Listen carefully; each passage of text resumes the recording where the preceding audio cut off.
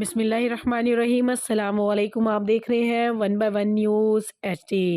नाज़रीन, खबर शामिल करते हैं फैसलाबाद से, जहां मुजाहिरीन का मोटरवे पुलिस के खिलाफ एहतजाज। मुजाहिरीन के एहतजाज पर मोटरवे को खोल दिया गया।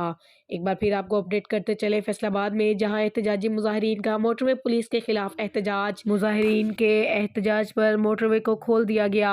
मज़ीद खबरों से बाखबर रहने के लिए देखते रहिएगा हमारा चैनल 1 बाय 1 न्यूज़ HD। बदतमीजी कर रहे हैं। हमने क्या बात किया? हम लोग हौसला किधर है? हौसला खत्म हो गया हमारा।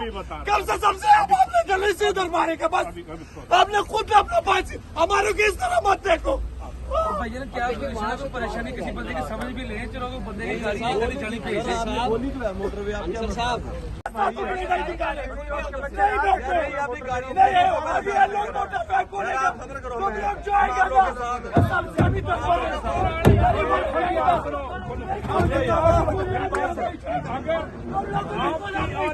आपकी ही वजह से सारा कुछ ये कर रहा है। हम लोग की वजह से कर रहे हैं। हमारा बच्ची मर गया, इस वजह से कर रहे हैं।